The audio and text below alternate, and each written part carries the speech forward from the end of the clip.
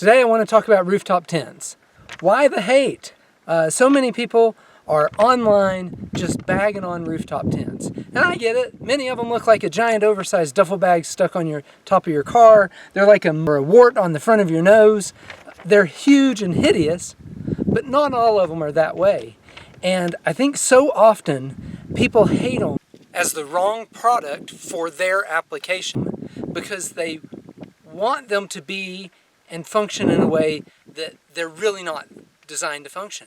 If you're a hard off-road rock crawler, then a rooftop tent makes absolutely zero sense for you to stick on your vehicle and then go hard off-road rock crawling. They're top heavy, they do add weight to the roof, and they bounce your suspension and such in those sort of circumstances. If you prefer the luxury of an RV, then a rooftop tent's not going to be for you. But there is a segment of the population, like myself, who love to get out, go exploring off in the woods, love to cross country and travel, half the days on the interstate, half the days on a dirt road, and part of the day may be on a difficult off-road trail, but it's not hardcore off-road rock crawling or heavy, deep mud bogging, and so a rooftop tent works perfect. I can pull into camp, relax, set up my tent, and I'm good to go. So if you're like me, you're probably going to love a rooftop tent. I've tried several different rooftop tents. I had a Cascadia vehicle tent. It was a soft side, taco style I call it, tent that opened up to the side and had a soft roof on it. Now Cascadia vehicle tents are made in the Pacific Northwest where it rains a lot, but I found that they didn't work so well in the rain. Yeah, they kept the rain out, but the rain would puddle on the tent and you had to buy extra parts to keep the rain from puddling in the tent and ending up tearing up the roof of the tent, or you had to spend all night worried that it was going to rip through the roof, and so you had to keep lifting it up like you do an old tarp that you have in camp. Although I used it for a decade in the southeast of the eastern part of the United States, I was okay to get rid of it. Next, I had a Easy On Stealth tent, way overpriced for what I got for the tent. There were some really good things about it, but those scissors that they had in the Easy On Stealth, skip those. If you're going to go for Easy On, skip the scissors and get something else. The tent would get pinched in them as the air would blow it out when you're closing it, and they'd hang up.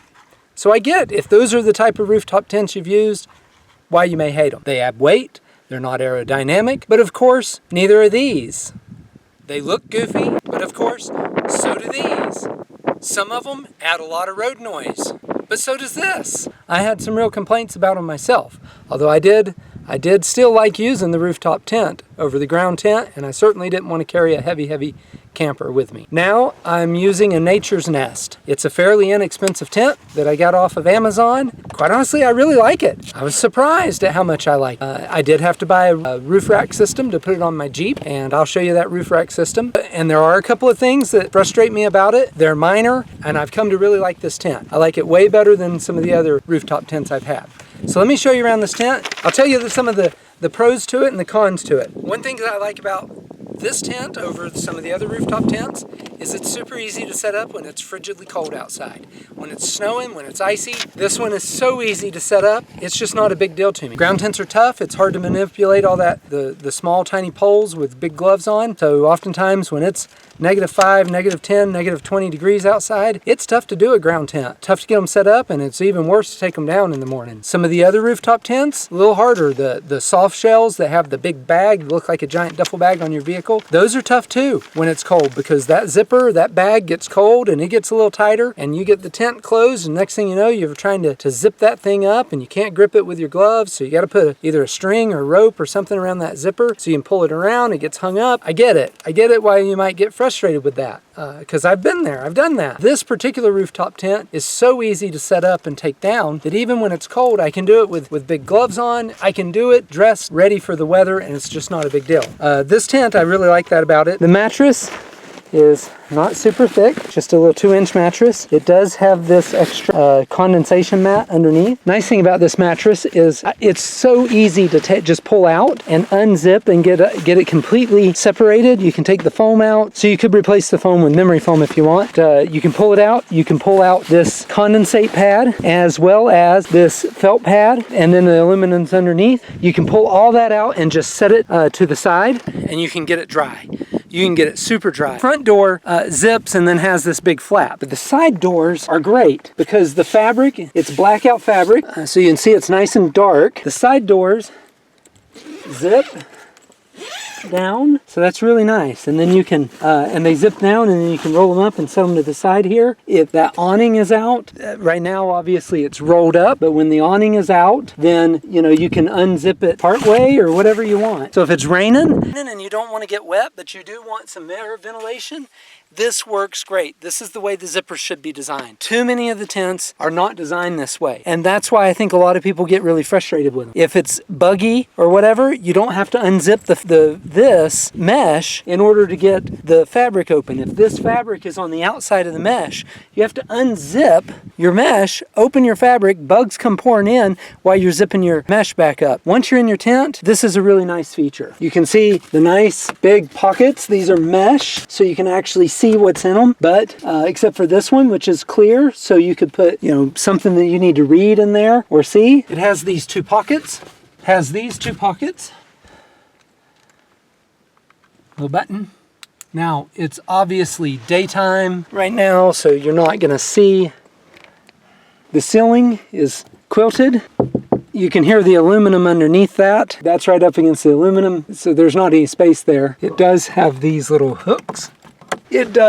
The fabric does zipper on, and that is all the way around the roof. Easy access, so you can easily unzipper the top and take it off if you wanted to for whatever reason. I don't know why you'd want to, but if you needed to, you could. When you close the tent, there's a gasket that seals it. It seals it really well. I won't say it's 100% perfect, but it seals it really well, and when it's really dusty out or really icy and snowy out, I don't have to worry about the fabric getting all nasty and the inside of the tent getting. Even with like my Easy On tent, when it was closed, it didn't have the gasket. There was a lot of dust that would work its way into the tent, and with this NatureNest, that doesn't happen. I got the one that has a big overhang awning. I really like that awning, especially when it's rainy or snowy. Then that awning makes a huge difference. It's got shoe hanger bags that hook to the outside of the tent, and they've got a mesh underneath, and they've got a big flap on top. And so when I climb up the ladder into the tent, I sit down at the edge of the tent, I pop my shoes off outside the tent, I drop them in that bag, and so all the grime and the dirt and the liquid from my shoes drips, if there is any, out the bottom mesh of that bag, but they don't get wet if it rains because of the flap on top of that bag.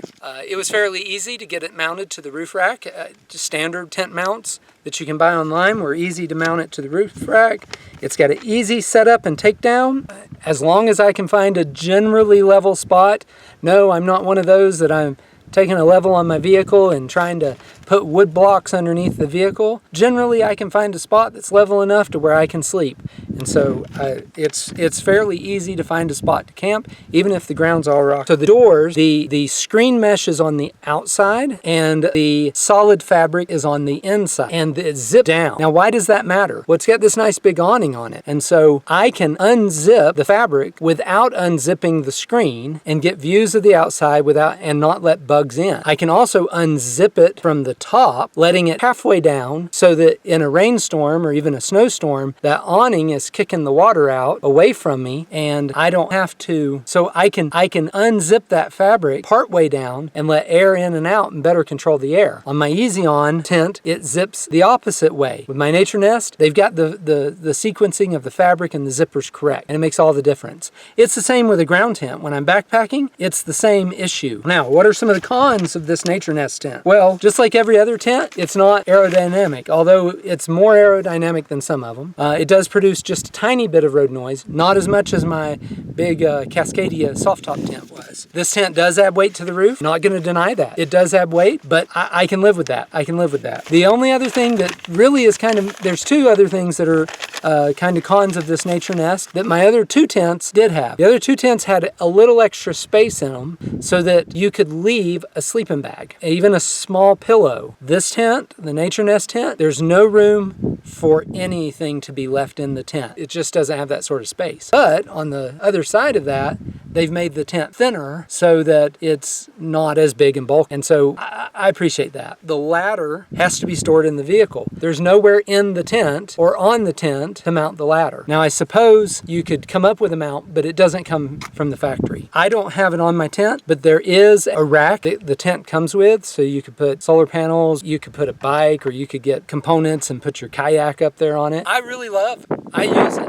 I use it all the time. I enjoy using my rooftop tent. I find it simplifies my travel. It makes it super easy. I also love backpacking and ground tents. I love off-roading. I love doing it all. And so this rooftop tent is one of the types of tents I use when I go camping. I don't understand the hate. I sure don't hate it. I love it. Thanks. Okay, let's talk about the roof rack. In many cases, you can spend more on the roof rack that holds the tent onto the car than you actually spend on the tent. Some of these roof racks are insanely expensive. I have to say the one I bought is not terribly cheap, but it was more affordable than a lot of them.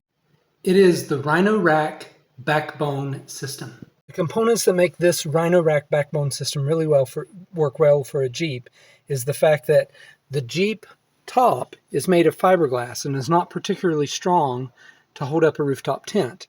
But as you can see, the Rhino Rack system has this vertical metal bar that connects to these two mounting plates, which allows for the Rhino Rack system to mount to the tent in a quick release fashion. This adds a lot of strength and allows the top of the Jeep to hold up the weight of the rooftop tent. There's a bar here at the back. There's a bar here at the back door. That one has a protective covering that is soft so that you don't hit your head on it. And you can see that it mounts to this plate. And then directly above the roll cage here between the doors, or right behind where the roll cage meets these doors, there's another mounting plate.